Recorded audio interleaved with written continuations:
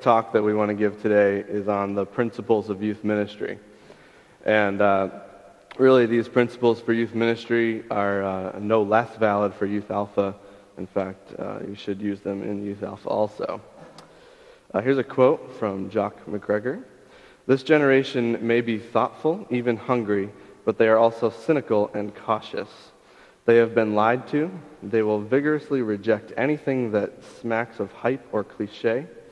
We have to walk alongside them slowly and sensitively to gain a hearing." And really that quote is kind of going to, it introduces the framework which I'm going to present to you guys, which is dealing with the philosophy of youth ministry. And in any kind of youth ministry endeavor, you first want to start on the basic bottom level of this triangle, if your youth ministry was a triangle, with your philosophy or your theology. This is really going to be underpinning everything that you do. From your philosophy and your theology, then you want to build your principles of youth ministry, what you really want to accomplish. And then at the very top of the triangle is what we would call practice, and what that is the principles lived out. A lot of times in many churches, unfortunately, we start at the very top of the triangle with practice, and we want to make lots of great events which aren't necessarily faith-building. So you need to start at the bottom of the triangle with your philosophy and your theology, building up to principles and practice. For an example, to bring this into real life here, for philosophy and theology, someone might say, I believe that people can communicate with God through prayer. So for principle, you would say, I want to teach my youth about prayer. And in practice, you would maybe create a small prayer group with a bunch of students. So knowing that, I'm going to suggest that really the primary foundational aspect of youth ministry that you really want to have a cognizant awareness of is what's called incarnational theology. And basically what we mean by that is that Jesus lived among the people. Incarnation, we hear that word around Christmas a lot.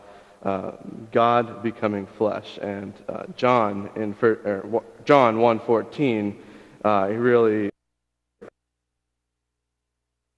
is the foundational verse for this thinking that says, "The Word became flesh." That's where we get the idea of incarnation, "and made his dwelling among us. We have seen his glory, the glory of the one and only who came from the Father, full of grace and truth." So as youth ministers, as youth workers, we really want to emulate Jesus' actions in our actions with the students. So whereas Jesus came from heaven, God incarnate man, we want to almost become Jesus in the life of our students, where we are not just some random adult, but someone who's coming down into their life and building meaningful relationships. Jesus took a deep personal interest in people's lives. Another Bible verse from John 11:33 through 36.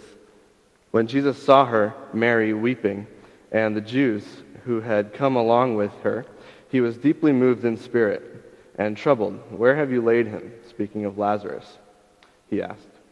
'Come and see, Lord,' they replied, and Jesus wept.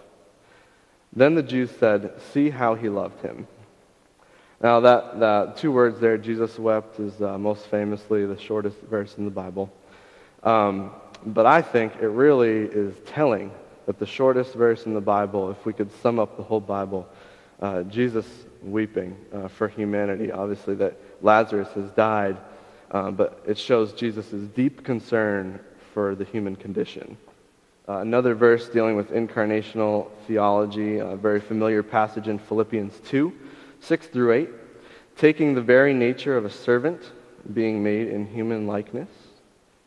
Another one from Hebrews 4:15, For we do not have a high priest who is unable to sympathize with our weakness, but we have one who has been tempted in every way just as we are, yet without sin.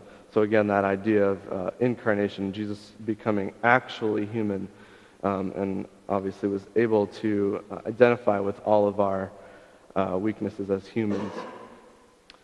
So to summarize incarnational theology, what that means, we can say it is to walk in their shoes. And this is played out, as I said before, building meaningful relationships with your students.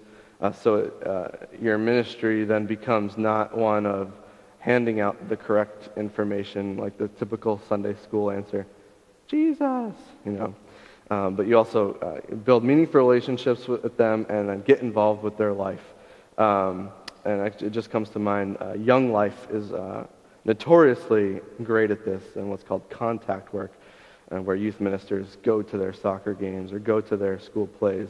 And what that does is it shows that you, as a youth minister, actually care about their life. Be unconditional, and what we mean by that is sometimes students are not fun to be around, and the process takes time. I know this just in my experience so far at Youth Alpha. The students sometimes, and a lot of times, do not want to be there. And the process takes time is absolutely true, because once they see that you're not there just trying to feed them the correct information that they need to move on to the next phase of their life, you're there because you care about them. And that speaks a lot to their life. The traditional pathway, like I said, is just giving the correct information. So we would traditionally, the church would want students to behave, and then somehow that behaving would spark a belief in them, and so that they would then belong to the faith community of the church. But maybe we need a paradigm shift here, where we really want students to feel belonging in our ministry. That then sparks belief, and then ultimately the result is good Christian ethics by behaving well. Don't just tell them about God's love, show them. Again, building meaningful relationships with students, we're not just trying to give them the Jesus Sunday school answer, but we're showing them God's love by us being incarnate, so to speak, in their life. A nice pithy quote here: people don't care how much you know until they know how much you care. We also want to be relevant in their lives. A lot of times Christianity, I think the Alpha, is boring, untrue, and irrelevant. That's I think the first talk that we give a lot. And that's what the students think. They think it's boring, untrue, and irrelevant. So we really need to communicate the gospel in a culturally appropriate manner. How we do this is another talk altogether. Don't change the gospel, though it might need to be repackaged, and we'll look at both of these two statements here in a little more detail. Firstly, the Christian and culture. How do we appropriately address the culture in which we live? Well, traditionally, through the history of the church, there's really been, three responses to this. The first response to culture is you can reject it. And an example of this, I'm not saying that either one of these responses is necessarily right or wrong, but just an example is the monastic communities. They're rejecting culture. They're going off by themselves to live an ascetic lifestyle. Another example is the Amish people. They have rejected culture, and they are in their own community. The second way that we can address culture is to completely accept it. Some examples we see here are liberalism, specifically Protestant liberalism with universalists. And I put emergent with a question mark. I don't know if you're necessarily familiar with the emergent church movement. I'm not saying that they necessarily are accepting of culture all the time, but if you know anything about that movement, they're certainly walking that line on a day-to-day basis. I'm going to suggest that the real way that we need to approach the issue of how a Christian relates to culture is by engagement. And it sort of takes the best of both worlds from rejecting culture and accepting culture, and it throws out the negatives from both of those views too. So an example of this is how the church responded to, say, the Da Vinci Code. A lot of churches held small group Bible studies, and what they really said was, let's see what we can find from this. And, that's a good example for the first two methods also. A lot of people just rejected it and said, I'm not going to go see that movie. It goes against my faith, blah, blah, blah. And some people have accepted the movie, or in the book also, where they say, Dan Brown is really saying something good here. And, a lot of Christians, unfortunately, not to sound elitist, but a lot of people who don't know the truths of the faith have almost integrated that into what they believe about Christianity and the faith. So the other statement here was, don't change the gospel, but it might need to be repackaged. There's a great book called The Church in Emerging Culture. It's by Leonard Sweet. And basically the book is actually a conversation between a couple different groups of people, and they're writing back and forth to each other, and it's kind of interesting to see how their conversations in the book progress. But basically there's 4 ways that we can present the gospel. We can change our method and keep the message the same. We can change the message and keep the method the same, and I can think that you guys can probably see how that might be very dangerous, changing the message, but keeping the methods the same, methods that might not have worked. People who are very tied to tradition might want to do that. We can keep the method and keep the message, basically saying, well, nothing's really wrong with how we do things. We're just going to keep on trucking the way we've always done it.